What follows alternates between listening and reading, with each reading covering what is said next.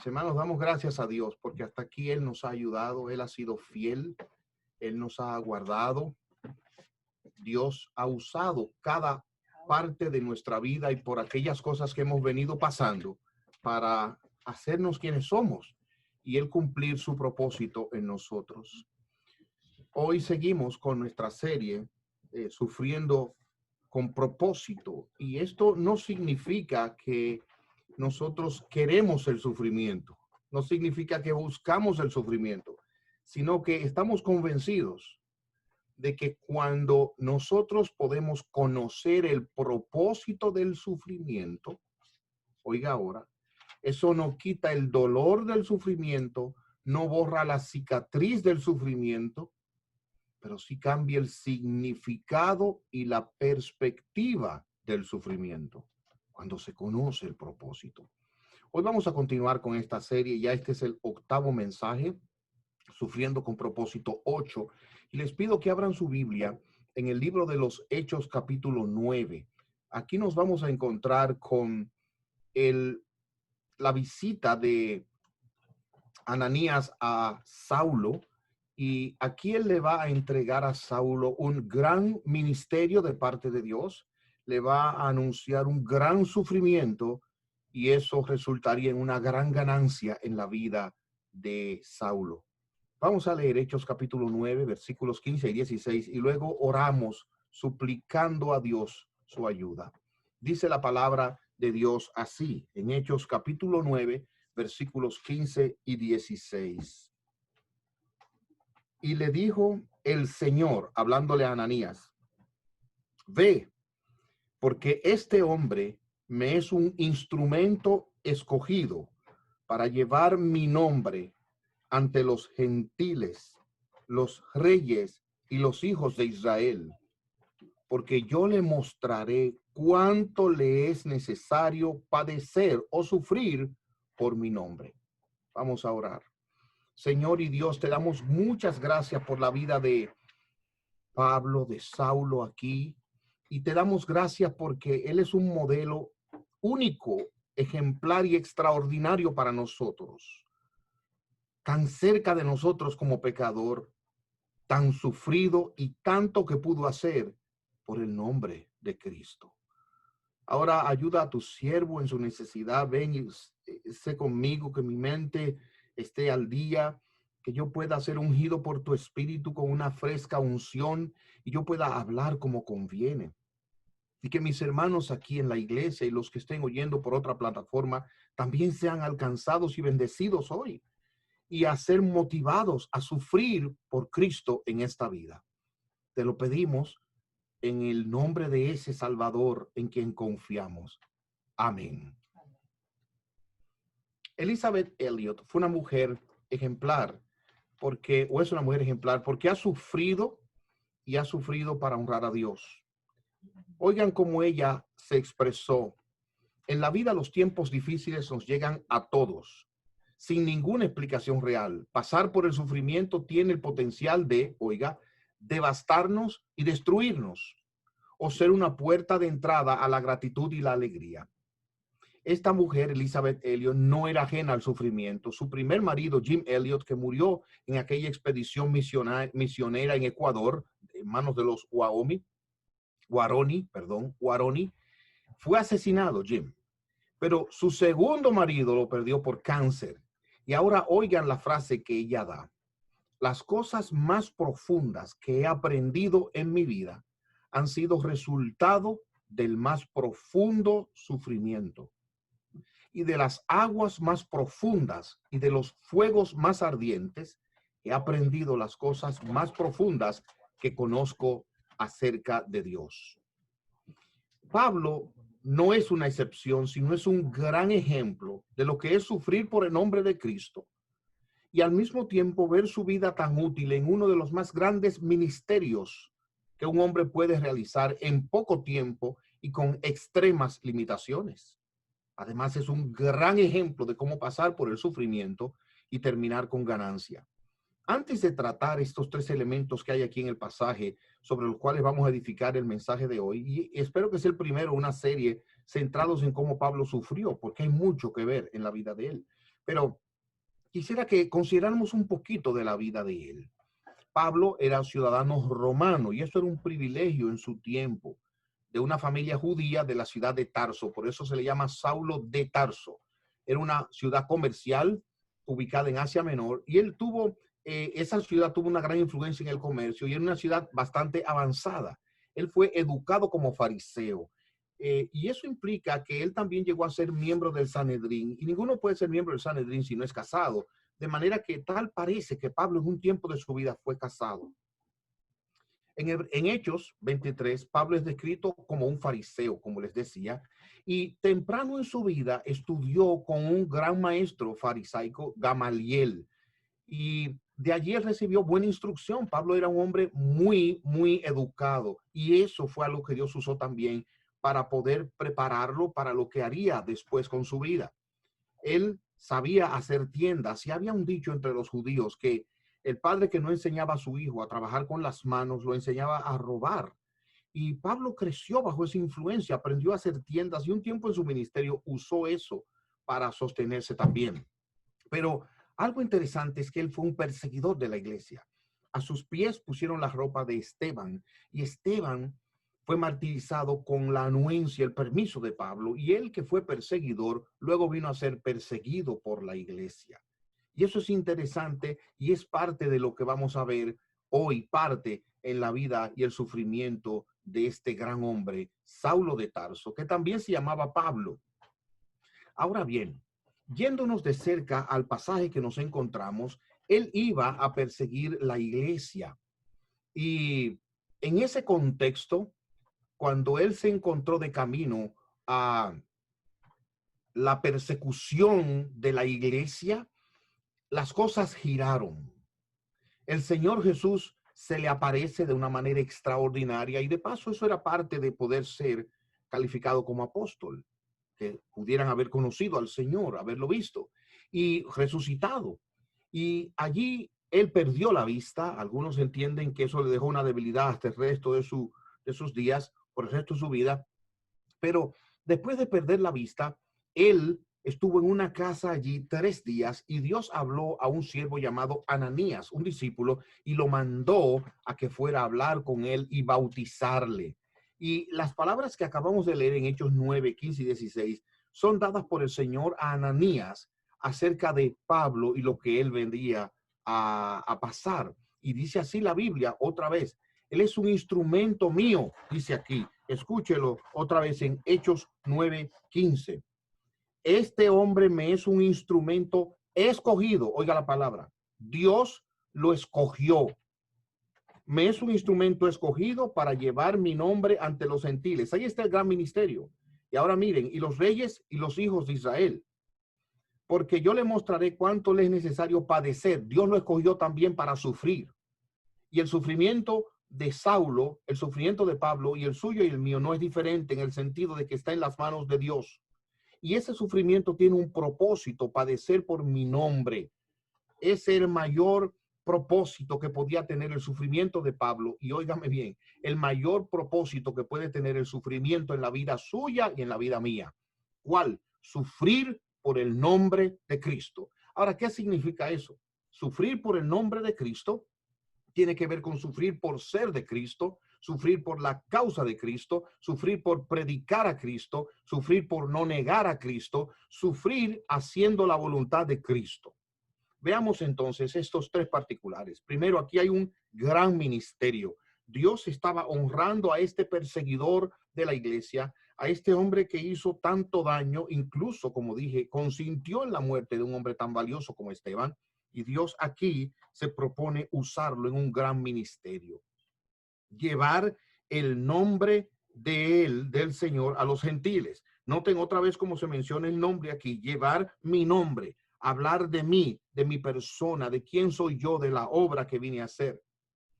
Pero el ministerio de Pablo iba a ser llevarlo a los gentiles. Hasta ese momento los gentiles, gente que no eran judíos, no estaban incluidos en el plan, en el diseño de Dios. Había sido Israel principalmente, casi exclusivamente en toda la historia de la redención. Pero ahora los gentiles, las gentes del mundo, los que no son judíos, serían incluidos. Y Pablo, Saulo, sería el instrumento de Dios para llevar a esa multitud el evangelio. Si usted no es judío ni judía, como yo no lo soy, entienda que nuestro conocimiento de la salvación está conectado al ministerio de Pablo. El ministerio de Saulo abrió la puerta para que usted y yo hoy conozcamos el evangelio de Jesucristo y tengamos esperanza de vida eterna. Además de eso, es interesante que él escribió más de la mitad del Nuevo Testamento. Son 17 libros y él escribió unos 14 libros. Y digo 14 porque algunos dicen que realmente él no escribió Hebreos. Yo pienso que sí, y Hebreos está incluido ahí. Oiga usted, en 17 años él escribió todo esto, del 61 al 63 después de Cristo. De paso, es interesante que Pablo no era un hombre como muchas veces es presentado, muy viejo en su ministerio. Él nació de 2 a 6 años después de Jesús. Imagínense, y esto fue ya su ministerio años después, obviamente, pero él no era tan viejo en el tiempo en que murió Esteban, sino ya era un hombre de cierta madurez, pero era un hombre que oyó de Jesús y a quien Jesús se le apareció ya resucitado. Por otro lado, nosotros podemos encontrar que de los 27 libros, como dije, este fue un hombre que Dios usó para poner una buena parte de ese Nuevo Testamento. Y debemos agradecer a Dios por un hombre como él, por los escritos que nosotros tenemos aquí. Cuando nosotros pensamos en sentido general de este hombre educado en filosofía y religión, con los más eruditos de su época, nosotros podemos concluir los siguientes aspectos del ministerio que Dios le dio. Y entienda quién fue este hombre, el gran ministerio que se le entregó. Él pudo preparar líderes en la iglesia como Timoteo, Epafrodito, Silas, que continuaron el trabajo cuando él murió y contribuyeron a la extensión del evangelio de la iglesia. Estableció, óigame bien ahora, muchas iglesias en el periodo en que él tuvo el ministerio y sirvió a Cristo. Óigame bien, aunque le parezca extraño, se estima que él plantó 14 iglesias. Otros creen que si incluimos las iglesias en los hogares y otras que no aparecen con libros en el Nuevo Testamento, quizás llegó a 20 iglesias plantó este hombre. Son iglesias que él pudo plantar para la gloria de Dios. Miles de personas fueron influenciadas. Él tuvo 3 grandes viajes misioneros en ese tiempo donde había limitación de transportación. Y todavía hoy la influencia de este hombre sigue en pie. Cuando segunda a Timoteo 4 del 6 al 8 es considerado, vemos que él alcanzó 4 metas, logros personales. Oigan cómo dice el texto, porque yo ya estoy a punto de ser ofrecido en sacrificio y el tiempo de mi partida ha llegado. He peleado la buena batalla, primero objetivo alcanzado. He acabado la carrera, segundo objetivo alcanzado. He guardado la fe, tercer objetivo. Y ahora miren, por lo demás me está reservada la corona de justicia. Y sabemos que la alcanzó cuando llegó a la presencia de Dios. De manera que aquí tenemos un hombre de un ministerio ejemplar, digno de toda nuestra atención y digno de imitación. Y quiero dar una nota que oí hace mucho tiempo de un gran siervo de Dios. Debemos imitar a Cristo y seguir a Cristo, pero en cierto sentido, el ejemplo del apóstol Pablo está más cerca de usted y de mí que hasta del mismo Jesucristo, porque Jesús no fue pecador. Él nunca tuvo que vivir ese sentimiento que llevó a Pablo a decir miserable de mí, porque Pablo sí era pecador, de manera que él se acerca mucho a usted y a mí. Y les invito a que veamos ahora los grandes sufrimientos por lo que él pasó en el nombre de Cristo. Jesús lo llamó así, Saulo, y algunos entienden que su nombre también era Pablo en ese momento. Pero los grandes sufrimientos que él sufrió y padeció estaban conectados con el ministerio, con la obra, con aquello a lo que él dedicaría su vida. Quiero afirmarles que ninguna persona en este mundo está exenta al sufrimiento. Todos vamos a sufrir en un grado u otro. Todos vamos a sufrir en esta vida. La diferencia está por qué sufrir. Pablo sufrió por amor a Cristo, por la obra de Cristo, por hacer la voluntad de Cristo, por predicar a Cristo. Y al final de su vida, ese es el resultado. Todo esto lo sufrí por este propósito. Guarde eso en su mente. La vida de él estuvo claramente marcada por sufrimientos y él no podía concebir su vida y su ministerio aparte del sufrimiento. Eso está claro cuando en Hechos aquí, como acabamos de ver, Pablo vio el sufrimiento como algo inherente a su ministerio. Lo vemos en esta mención. Pero si ustedes ven en Hechos capítulo 20, versículo 23, nosotros nos encontramos con algo también que claramente revela que él veía su ministerio unido al sufrimiento. Dice aquí, salvo, ahora he aquí, yo voy a Jerusalén, dice él, cuando se despide de los ancianos en Éfeso. Voy a Jerusalén con el espíritu encadenado, sin saber lo que me acontecerá allí, salvo que el Espíritu Santo me da testimonio en una ciudad tras otra, diciendo que me esperan prisiones y tribulaciones. Pablo lo sabía. Y es interesante que en ese mismo pasaje los hermanos trataron de disuadirle, no vayas, pero él no tenía otra opción y él sabía que su vida y su ministerio estarían conectados directamente al sufrimiento. Sí, y tenemos que entender esto. Si Cristo sufrió y él es el tronco, las ramas sufrirán. Si usted ha de seguir a Cristo en esta vida, si usted va a servir a Cristo, predicar a Cristo, prepárese porque va a sufrir. Va a sufrir por Cristo, pero va a sufrir de todas maneras, aunque no tenga Cristo. Quizás va a sufrir más y sobre todo sin propósito claro, sin una meta, sin un anhelo, sin algo que justifique y explique ese sufrimiento. Pablo describe repetidamente a las iglesias como sufriendo y él habla de que estaba caminando y sufriendo. Cuando él iba rumbo a Jerusalén, en Hechos ya 21, escuchen lo que él dice. Al llegar a nosotros, uno que había allí, un profeta Ágabo, tomó el cinto de Pablo, se ató los pies, las manos y dijo, esto dice el Espíritu Santo, al hombre a quien pertenece este cinto, lo atarán así los judíos en Jerusalén y le entregarán en manos de los gentiles. Versículo 12. Cuando oímos esto, nosotros también, los de aquel lugar, les rogamos que no subiera a Jerusalén. Pero Pablo dice, ¿qué hacen llorando y quebrantándome el corazón? Estoy listo no solo a ser atado, sino también a morir en Jerusalén por el nombre del Señor Jesús. En 2 Corintios 11, Pablo hace una presentación impactante de su vida y sus sufrimientos. Escúchelo con cuidado. 2 Corintios capítulo 11, versículo 23. ¿Son ministros de Cristo? Hablo como delirando. Yo más. Y ahora oiga. En trabajos arduos más, en cárceles más, en azotes sin medida, en peligro de muerte muchas veces. Y escuche ahora por lo que ese hombre pasó en su ministerio. 5 veces he recibido de los judíos 40 azotes menos uno. ¿Por qué de esa manera? Porque el 40 ya era para matarlo. Entonces llegaban hasta el borde y lo azotaban de una manera cruel, sin misericordia. Escuche, 3 veces he sido flagelado con varas. Si lo anterior fue poco, ahora con varas 3 veces.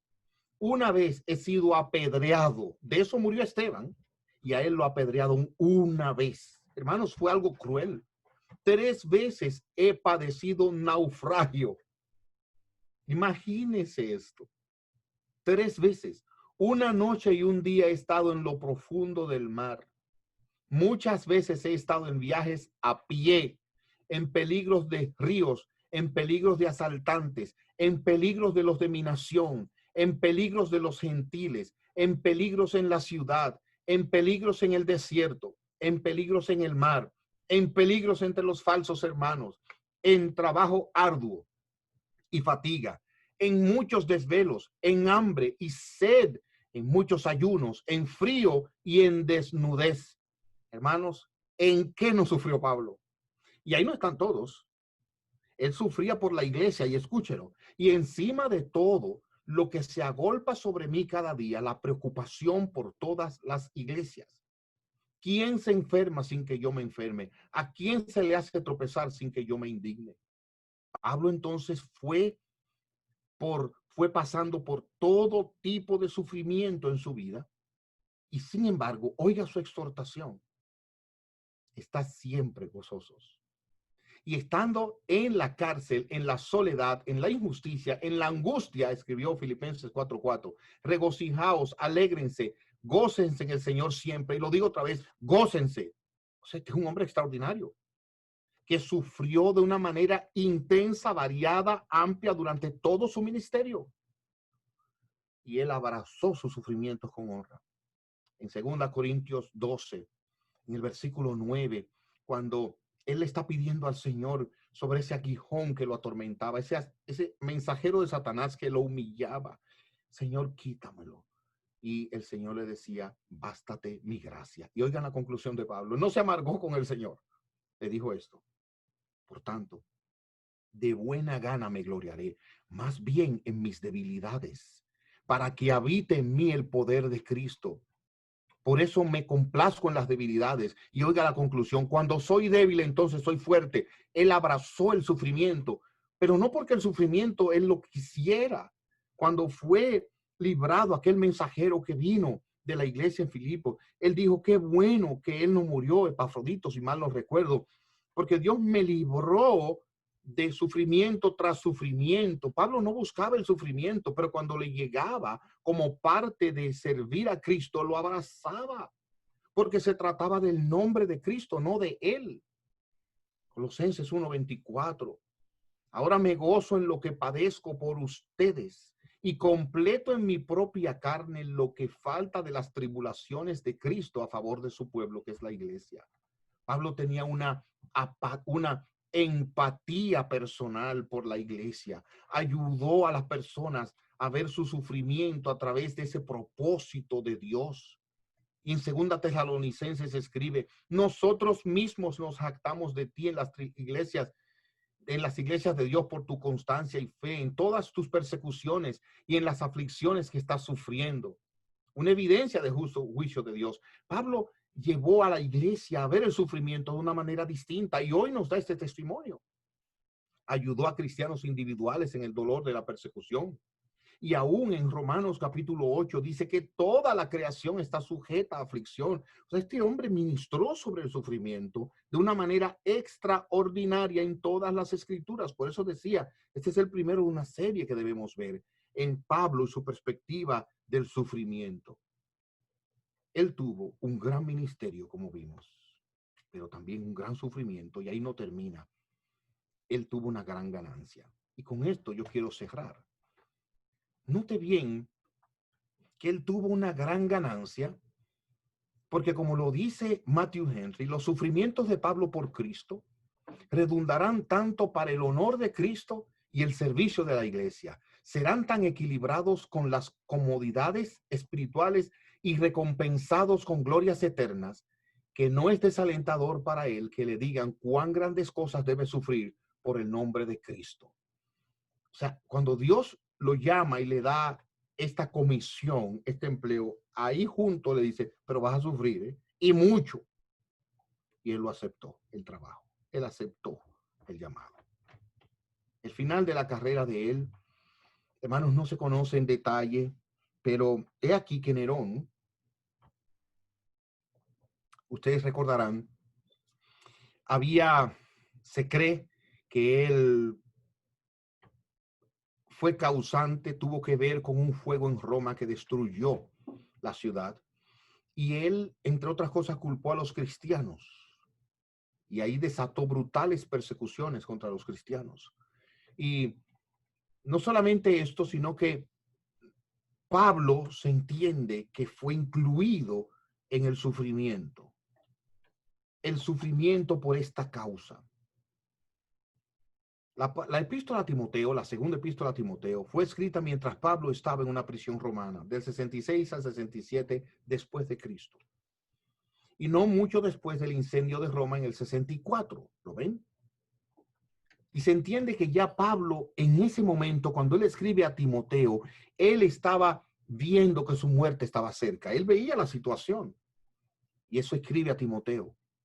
Porque yo ya estoy a punto de ser derramado como una ofrenda. Se acerca el momento de mi partida. 2 Timoteo 4, versículo 6. Él sabía que estaba a punto de morir. Y no se sabe lo que pasó finalmente con el cuerpo de él.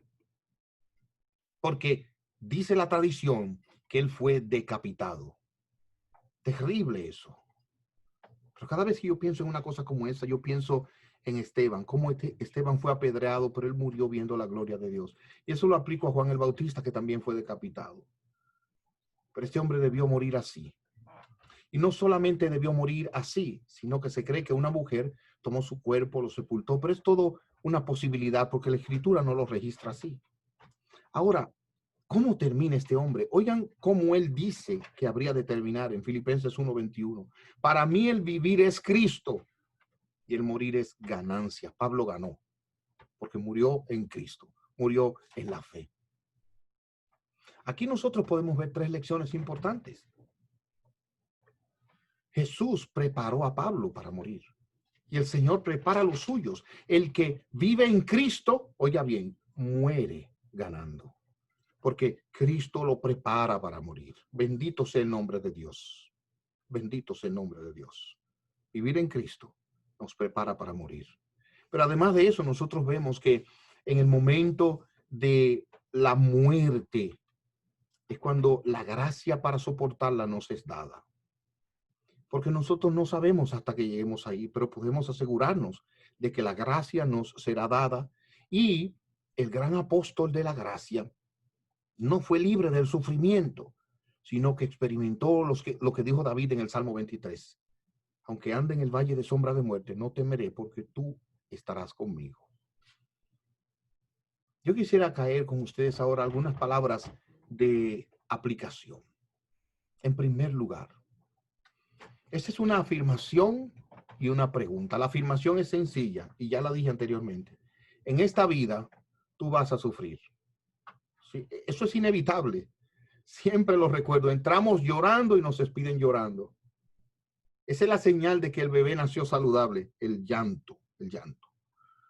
En esta vida vamos a sufrir. Y ahora la pregunta, ¿por amor a qué tú vas a sufrir? O sea, ¿vas a vivir con qué propósito? Porque vas a pasar por el sufrimiento. Pero una cosa es pasar por el sufrimiento como perverso, como bandido, como ladrón, como inmoral. Y otra cosa es pasar por ahí en la compañía de Dios, sufriendo en el nombre, por el nombre de Cristo. Son dos cosas completamente diferentes. Los apóstoles todos murieron de una manera trágica. Es impresionante. A no ser por Judas, que ya conocemos cómo murió, desgraciadamente. Jacobo fue ejecutado por la espada de Herodes. Pero se dice que Mateo fue martirizado en Etiopía y murió a espada. Pedro fue crucificado boca abajo porque él no quiso ser crucificado como su Señor. Bartolomé fue asesinado, algunos entienden degollado por un látigo en Armenia. Andrés fue crucificado en forma de X en Grecia y colgó durante 2 días ahí antes de morir, predicando a los que se acercaban allí hasta que murió. Tomás llevó el evangelio a la India y fue atravesado por una lanza y así murió. Juan, el hijo de Alfeo, fue martirizado en Egipto. Simón el celote también viajó a Persia y fue ejecutado, crucificado y asesinado a espada. Eso es las cosas que se dicen. Tadeo también viajó a Persia y fue martirizado allí. Y el único que se entiende que murió de viejo fue Juan, quien escribió Apocalipsis. Pero es interesante, hermanos, lo que Pedro escribe. Y quiero que tú y yo lo guardemos, porque vamos a sufrir en esta vida por seguir a Cristo. Sí, vamos a sufrir aún, mire, aún en su corazón solo, cuando usted resista la tentación, cuando usted no se dé a sus deseos, cuando usted tenga que confesar a Cristo y perder en esta vida. Escribe Pedro en la primera carta, capítulo 4. Queridos hermanos, no se extrañen del fuego de la prueba que están soportando. No se extrañen como si algo fuera insólito. Al contrario, alégrense de tener parte en los sufrimientos de Cristo. Sufrir por Cristo es ganancia, para que también sea inmensa su alegría cuando se revele la gloria de Cristo. Dichosos ustedes, oigan, si los insultan por causa del nombre de Cristo, porque el glorioso Espíritu de Dios reposa sobre ustedes.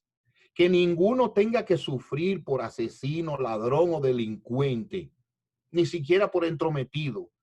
Pero si alguien sufre por ser cristiano, que no se avergüence, sino que alabe a Dios por llevar el nombre de Cristo, porque es tiempo de que el juicio comience para la familia de Dios. Y si comienza por nosotros, ¿cuál no será el fin de los que se rebelan contra el evangelio de Dios? Pablo escribe en Romanos 8 y dice, ¿quién nos separará del amor de Cristo? ¿Tribulación nos separará? La respuesta es que no. Angustia, persecución, hambre, desnudez, peligro o espada, todo eso lo vamos a pasar probablemente. Gracias a Dios que usted y yo no hemos pasado de esas cosas. Pero esas cosas nunca, nunca negarán y nos separarán del amor de Cristo. Por tu causa, como está escrito, somos muertos todo el tiempo, estimados como ovejas para el matadero. Imagínense. Pero en todas estas cosas, guárdelo en su mente. En todas estas cosas somos más que vencedores. El que sufre por amor a Cristo en esta vida termina venciendo.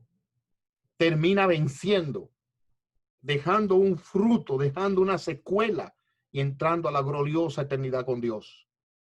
Somos más que vencedores por medio de aquel que nos amó.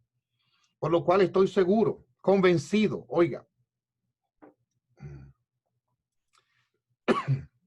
de que ni la muerte, ni la vida, ni ángeles, ni principados, ni lo presente, ni lo porvenir, ni poderes, ni lo alto, ni lo profundo, ni ninguna otra cosa creada nos podrá separar del amor de Dios que es en Cristo Jesús, Señor nuestro. Romanos 8, del 35 al 39. En otras palabras, si vamos a sufrir por Cristo.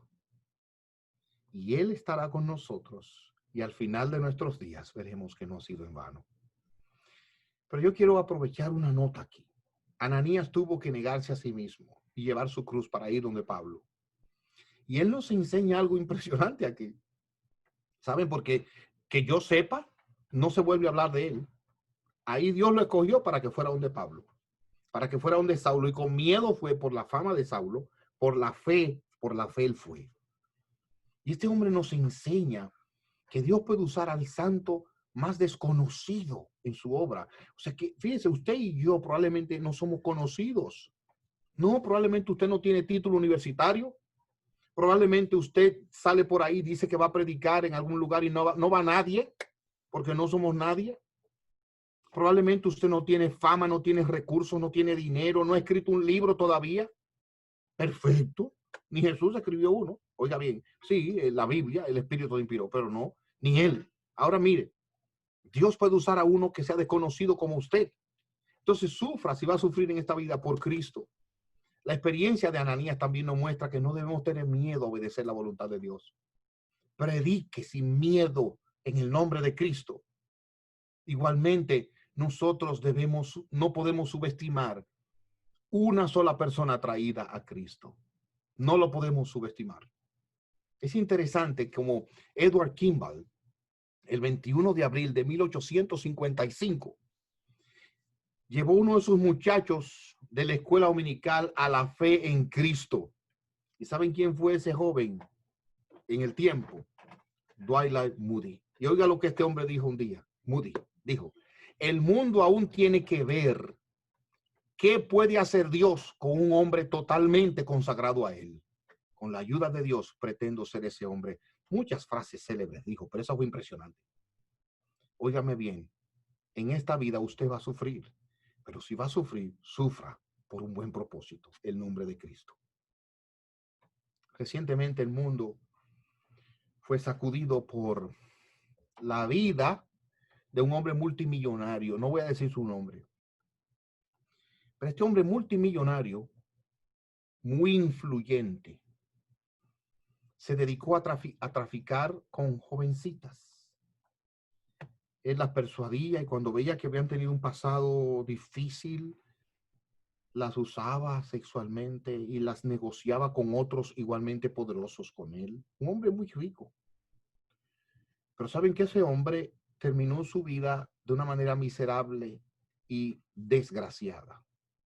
Este hombre, la justicia lo llevó, fue humillado, fue avergonzado y lo llevaron a la cárcel. Y estando preso allí, se ahorcó o lo ahorcaron. La familia de él cree en la autopsia que hizo que a él lo mataron.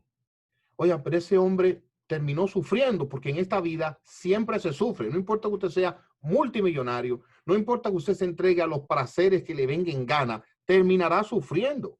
Ahora, eso no es todo. Si él no conoció a Cristo y no hay evidencia de tal cosa, le espera la eternidad sufriendo en el infierno que Dios ha reservado para los que menosprecian a Cristo y se entregan a sus placeres. En esta vida usted va a sufrir.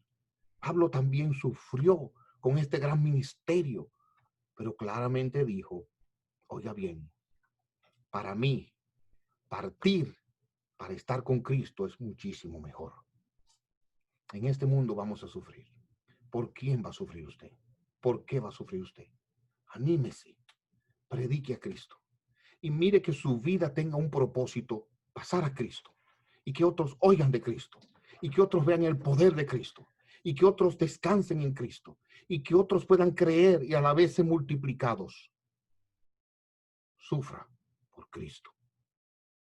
Que Dios le bendiga. Vamos a orar. Padre Celestial, sufrir por Cristo es la mejor manera de sufrir en este mundo. No lo vamos a escoger el sufrimiento, pero sí escogemos a Cristo. Pero sufrir con Él representará resucitar con Él y gozarnos con Él. Oh Señor, ahora danos la fuerza, danos la gracia para sufrir por Cristo. El coraje para decidir, yo quiero sufrir por Cristo. Y predicar a tiempo y fuera de tiempo para que otros también puedan creer en Él. Oh Señor, te lo rogamos. Y si alguien aquí no te conoce, alguien está oyendo eso y prefiere una vida de placer, de comodidad, una vida llena de las cosas que este mundo ofrece, va a sufrir, pero toca su corazón, cámbiaselo para que venga a sufrir por Cristo si es necesario. Porque como bien dijo el apóstol, es necesario que a través de muchas tribulaciones entremos en el reino de los cielos, pero entraremos allá y creemos en ti. Oramos en el nombre de Él, nuestro Salvador que vive, Jesucristo.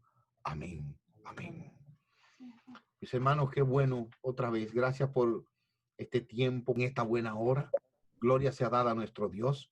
Yo espero que ustedes hayan sido bendecidos con la palabra predicada, que hayan sido animados y que terminen escogiendo sufrir por Cristo.